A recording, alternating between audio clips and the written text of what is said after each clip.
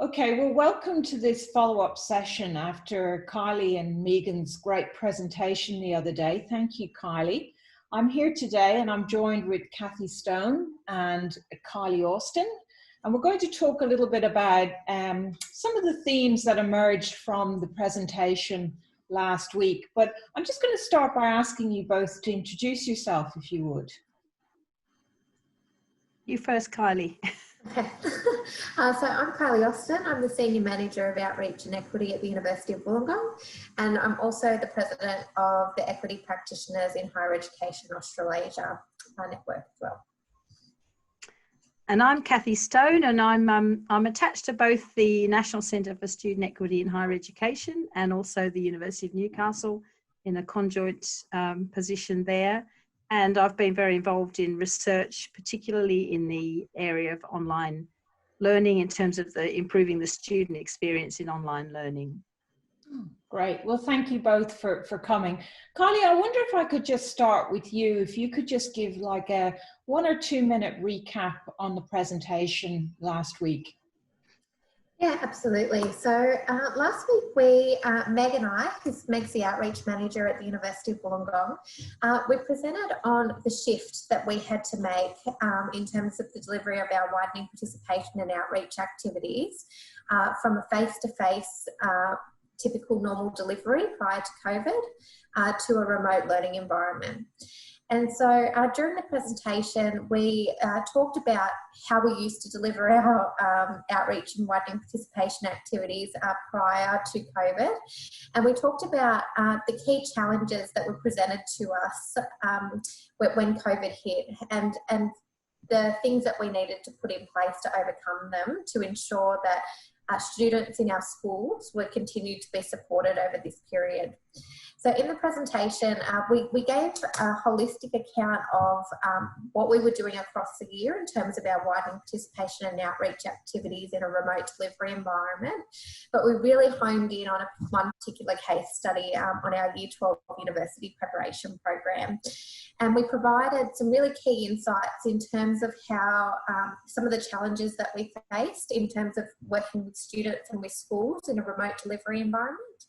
And we talked about some of the things that we put in place in terms of frameworks, technology, professional development, engagement strategies for students to really kind of overcome some of those challenges.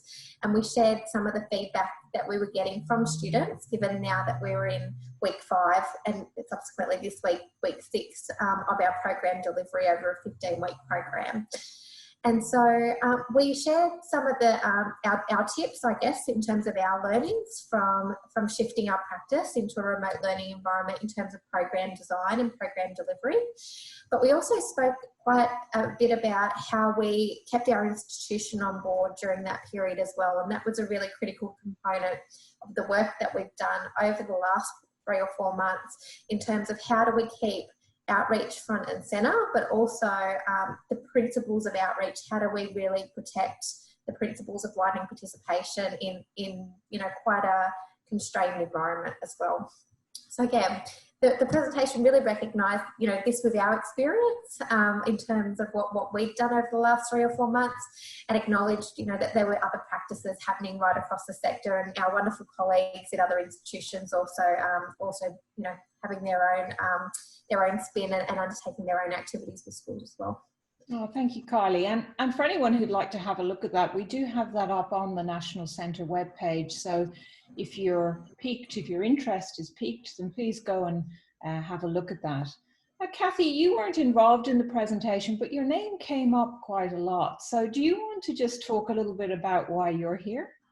Yeah, I was very flattered that my name did come up a lot, and very pleased that the national guidelines that were developed from research I did in 2016, 2017 were used to help inform the development of this. So I was a 2016 Equity Fellow with the National Centre for Student Equity in Higher Education. And my fellowship centred around looking at ways to improve outcomes for students in online learning.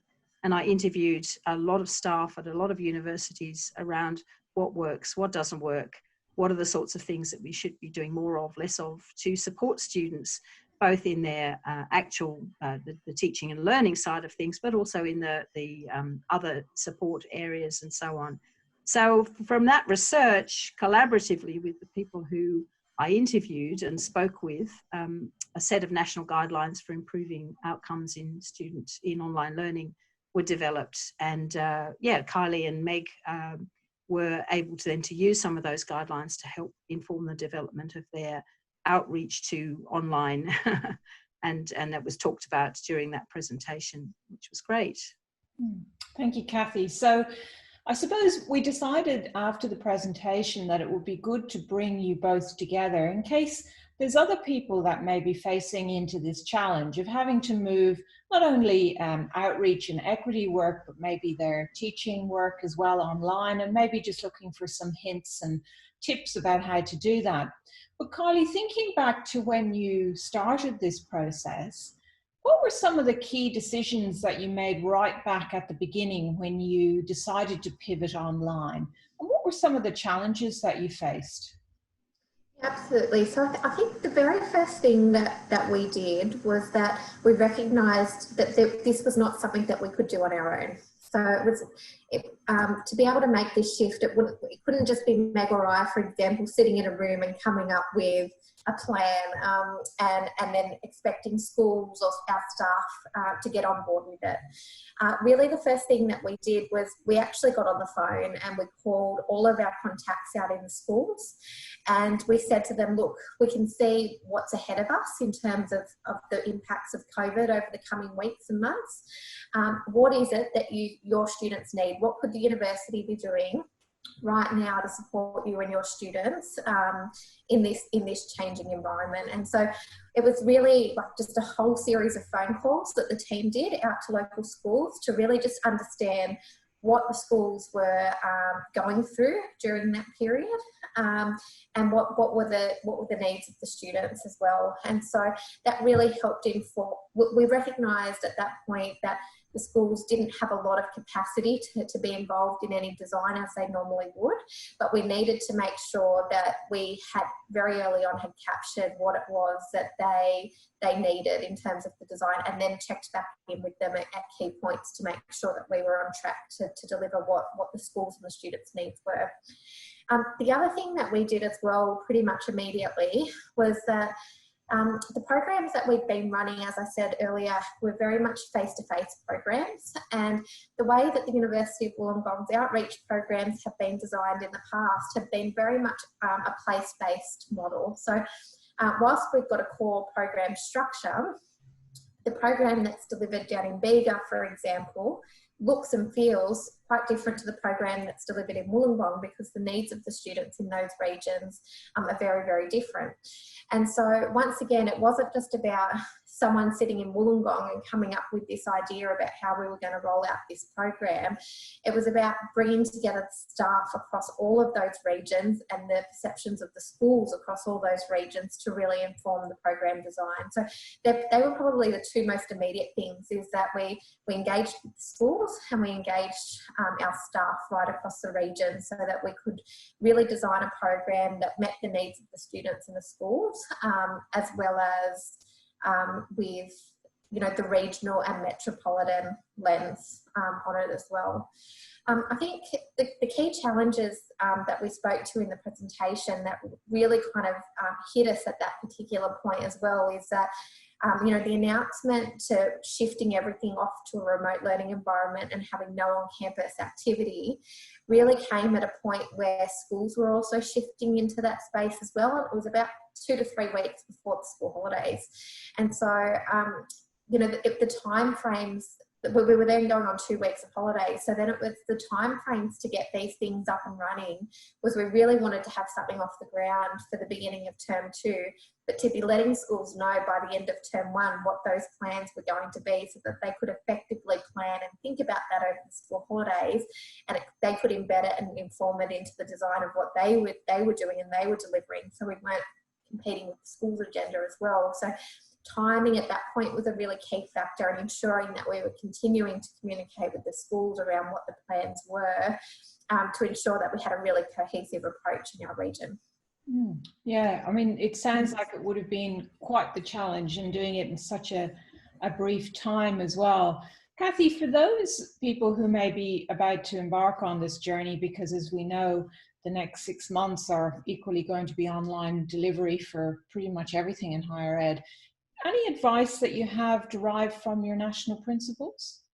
Well, I think the thing that Kylie mentioned straight up was about the importance of knowing and understanding the students, and that's first and foremost in the national guidelines, is know who the students are, really understand the cohort.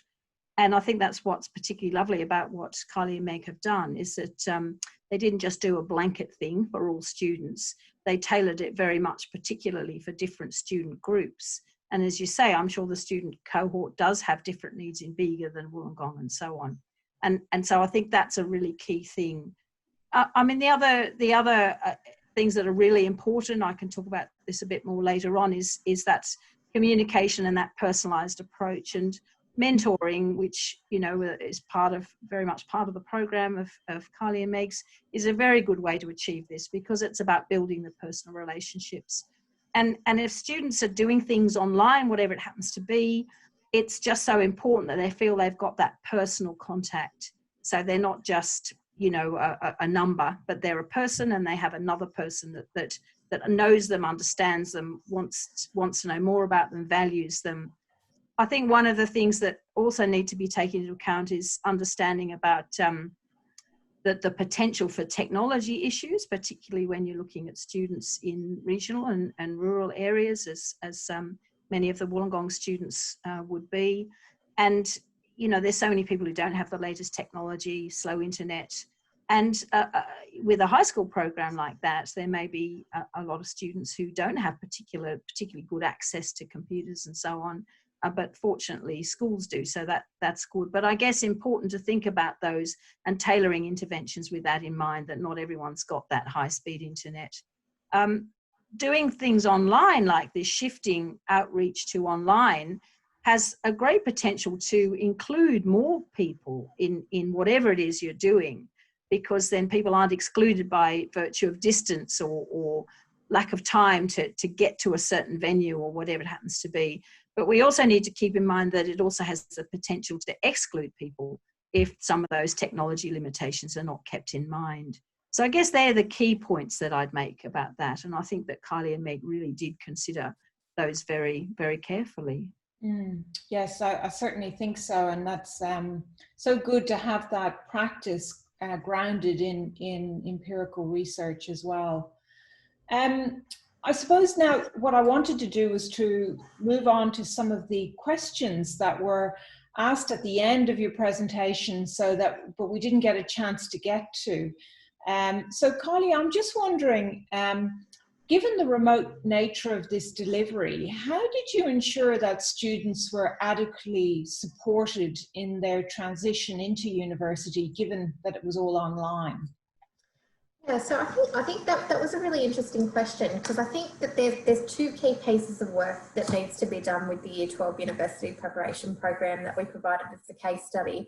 I think there was the transition into the program, and in terms of how students were supported into the program environment in a remote delivery. And then also the other piece that we're then looking at when students wrap up the program come August is at that point, that's when they'll begin their formal transition into university. And so what does that look like for students, and how do we support that process as well? So in terms of transition into the program, one of the really key things, and I think this is where when we looked at Cathy's framework around this, it was really about that proactive early engagement, and that was one of the principles that we identified. And that really, so then we really kind of unpacked that as a little working group in terms of what would that actually mean for students in terms of commencing in the Year 12 University Preparation Program. And it was and through that we identified, you know, what were the barriers, what would stop students who indicated an interest in this program, what would be the barriers that would stop them from actually participating. And so it was things like, you know, we changed things like our application form quite quickly. So one of the first things we did is we needed to capture, as Cathy indicated, what was the students' digital accessibility, but also their capability as well. And so one of the things that we did was we captured that, and we went and got institutional support really early on, that if we did have students who were applying now to the Year 12 UPP in an online remote delivery format, that we could provide those students with, you know, hardware, or access to internet, or an access to even a safe place to study, to be honest, with some of the feedback that we were getting as well. So so that was one of the things that kind of came out of that brainstorm around that proactive early support. The other thing, I guess, and this was one of the things about running a program online, is that we could really, we had mechanisms to track student engagement. So we could see where a student was in terms of their application process, where they were in terms of accessing the first week of content, where they were in terms of activating their enrolment with the program. We were able to much more easily track students' engagement in the program in real time because of the online systems that we had shifted towards. And so what we did was we basically had like a proactive outreach call team happening, that we were downloading students where students were at in terms of the key processes and the key milestones to get students starting in the program quite systematically, and we had the teams calling students and checking in and providing support in terms of that process. The other thing that we also had to think about, though, was the stakeholders and the influencers that were sitting around the students as well, and the support that they needed to be able to support their child or their student through this process as well. So it also included, you know, providing the adequate information to schools. So if schools were in contact with their students, that they could help the students walk through this process, as well as the parents as well. So we provide regular contact with the parents to help guide them through this process. So it was really quite a multi-pronged approach.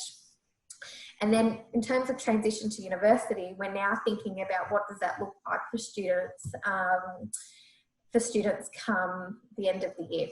And so I'm happy to talk to that a little bit further if you're interested in that. Okay, thank you, Kylie. Yeah. So I just wondered, Cathy, how does that particular approach that Kylie's outlined, how does that relate to the work that you've done? Well, I think it relates really closely to it, and I'm just really delighted to see how it can be put into practice. You know, how Kylie and Meg have put this into practice. I mentioned before about knowing who the students are, and I think that's been very much a part of this. But it's this early preparation. There's quite a bit in the guidelines about the importance of initial contact connection preparation. A lot of, when I was doing the research to develop these guidelines, a lot of teaching staff, support staff said to me that there needs to be a lot of emphasis at the front end when students are first making that transition. And clearly that's what Kylie and Meg have done, that very much that pre-preparation phase, staying in contact, making sure there's that connection and that clear communication throughout that pre-student phase, which is what this is really all about. I think also the sort of personal presence that Kylie and Meg aimed for, which is similar to what I talk about in the research and the guidelines about teacher presence, but the importance of having that personal presence so that no student feels left out or uncertain of who to talk to, who's in charge of this, and that purposeful design of the program for remote delivery, rather than just thinking, oh, well, this is what we do face to face, so let's just put this online, which, you know, is not good practice, as people who deliver online know. That very purposeful design of the program to deliver what was then a very interactive and engaging experience.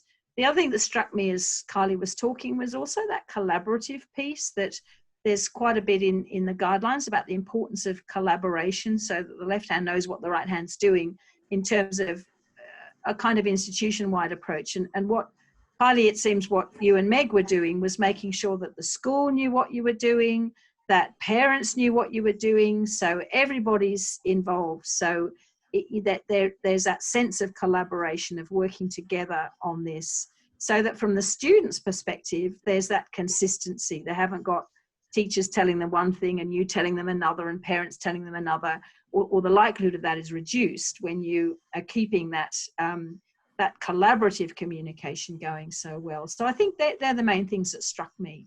Thank you, Cathy. Kylie, just another question that came at the end of your presentation was, did you notice, or have you noticed, higher levels of attrition or indeed engagement in the programs since you've gone online? I think this has probably been quite surprising for us in some ways, because I think our automatic reaction to designing a program for remote delivery was that we were anticipating that we would have really high attrition.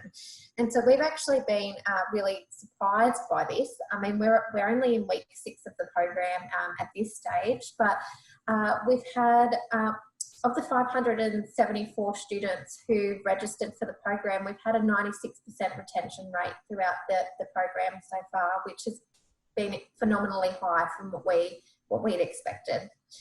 And so I think one of the really interesting things that's come up from this is that we've been able to gain, there's probably been 2 really key things. The first thing is, because we're in a remote learning environment, the access to technology and data that then affords the team to be able to respond to students' needs in different ways has actually really made us rethink about how the program is delivered and how students are engaged in the program. So, I mean, once again, in real time, we can see whether students have engaged in their content for the week, whether they've attended their mentoring session with their mentor, whether they've completed the tasks that they said that they were going to do for the week. We can see all of that data in near to real time, which we haven't been able to do when we've been delivering in a face-to-face capacity, because we've been marking off a role or something like that. So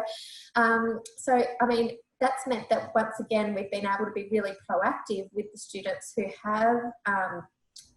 haven't engaged one week, and done like a touch-based check-in with those students and with the school as well, just to check in to see how they're going. And often, because we've been able to do that so quickly, it hasn't meant it's gotten 2 or 3 weeks down the track and the student feels like they're so far behind that they can't catch back up. It's just been so we've been able to be a lot more responsive because of that. And the second thing I think as well that has been really critical has been just the real-time student feedback that we've been receiving throughout the program. And I can speak a bit more about how it's changed our evaluation practices, but it's the real-time feedback that we've been receiving after a student session has meant that we've been able to change the content of the next week's session, or we've been able to adapt future content to meet the students' needs. And I think that has helped maintain that level of engagement. Yeah, thank you, Kylie. That's really interesting, and what a huge level of retention. That's quite amazing. I could see Cathy nodding her head vigorously. I think it's really interesting though, this, I think we've anecdotally, and this is something that we'll capture, we've applied for a research project through NESHI, but this is something that we're hoping to explore a bit further. But what we're seeing, I think, from students anecdotally is quite significant attitudinal differences this year compared to their engagement in the program in previous years. And like I said, this is just anecdotal, but the students are much more appreciative of the support that they've been receiving, and they can see how it is providing them with an extra layer of support to get through quite a challenging time at the moment. Where previously, I think we've had some previously some students, I guess, are doing it because of the reward at the end, rather than because rather than their engagement in the program. But that also be because we've changed the design and the content as well, potentially. Yeah, no, it's interesting. There's so much to learn from this. Cathy, just moving over to you now, I wondered, again, thinking about those who might be at the beginning of this journey, Is there anything that an institution can do to sort of facilitate that level of engagement or retention in the online cohort? Look, I think one of the things that really stands out is Kylie and Meg's use of the data that they were gathering. And within the national guidelines, there's quite a piece about the importance of using data to, to monitor students, to support students in a very proactive and positive way. And that's exactly what Kylie and Meg have been doing. So the fact that you were so responsive to that you were collecting data and you made good use of that data to be able to see, oh, this student hasn't actually done anything this week, so let's get in touch with them and see what's going on. And that made a huge difference to your retention, I think. I mean, there's lots of things, but that's one thing that does stand out here. And institutions that do that, who have strategic intervention strategies where they're using data to inform their retention, their intervention strategy, do find that it makes an enormous difference. The Open University in the UK does this really, really well. It has a whole university-wide approach to it where there are particular interventions at particular times, but very targeted, very personalised. Data is used a lot to be able to see who's doing what, when and where. And a very positive and proactive approach is taken. And there are a number of Australian universities doing that in the online space as well. UNE has a really, lovely early alert system, which the Student Support Services area uses really well. And I know that when I worked at Open Universities Australia and we're developing strategies to help online students stay the course within particular units, we were not able to use the data because we didn't have access to that data because we weren't one of the universities delivering the courses. But what we did do was something else that you've been doing, is that personal contact. And we found that when we ran these initial contact campaigns where every student was contacted with a phone call to say how you're going, what's any problems, within that first 3 weeks of the unit, we had a 50% increase in retention for those units where that was happening. And when I conducted the research for this fellowship, within courses in universities, lecturers, tutors, unit coordinators and others told me repeatedly that where they had tutors who were engaged and engaging and contacting students and responsive to students, then they had higher retention. The students, again, it's that personal approach. And it's not particularly easy. That's the trouble, because it takes time and it takes structure. It's got to be structured into the course. It's got to be developed as part of the course rather than an add-on. So it has to be, again, quite purposefully organised. But it's not something that every individual lecturer or tutor needs to be particularly, completely responsible for if we're talking about online teaching and learning. That can be a collaborative approach with student support services and so on, which is what the Open University does. So that engagement, that presence of contact, it all works to provide that support. But I do think that your use of data was particularly impressive and very, very effective. Thank you, Cathy. I suppose we might move on just to some concluding questions now. And Kylie, I wondered if URW had found any opportunities more generally to incorporate COVID learnings into core business. I think it's probably a bit too early to say core business, I guess, at this stage. But I think what we're certainly seeing is a lot of discussion about how some of the things that we've been doing, not only in the outreach and widening participation space, but in also the transition and the current student space as well, how it will, we're starting to have those conversations about how it will inform our long-term practice. And I think in some ways, the direction that we thought we were heading with a lot of these activities, it's really caused us to pivot, and not just pivot for the short term. I think that there's some of these things now that will cause a longer term shift, I guess, in terms of strategic direction for these activities. I think, like, I really can't see us going back to a phase where we're delivering initiatives solely face-to-face. But in saying that, certainly the work that we do with students, I think it is really important to build in opportunities for face-to-face engagement and building in those opportunities to build familiarity and connection with university campuses and things like that. So that's certainly something that I don't want to see disappear, because I think that that's a really critical part of the work that we do as equity practitioners in the widening participation space. But with regards to, I do think that online offering does provide a lot of advantages, like Cathy was saying earlier, in terms of it can create environments where we can have greater reach and more inclusivity. But I think it needs to be balanced off with the fact that we do have face-to-face offerings, so that we're not going one way or the other. But I think certainly from my perspective, I think one of the key learnings and one of the key things that we'll take forward is really a balanced approach in terms of an online face-to-face blended type delivery model with our widening participation programs longer term. But I think also for us, it's also really elevated the need to provide transition and support and retention initiatives across the institution. Even though it has been a focus for UAW for a long time, it's really accelerated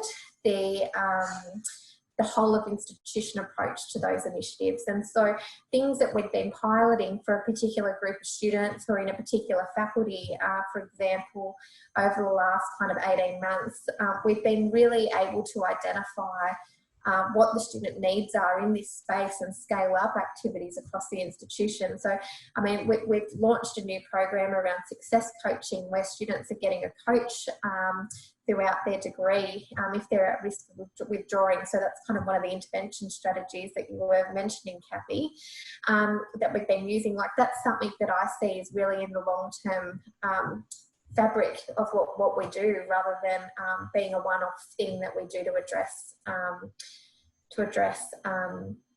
the remote learning space. But I think it really has brought to light the challenges that our students face. It's really exacerbated the challenges that our students face in accessing and participating in a higher education degree, in terms of the financial challenges of navigating that higher education landscape.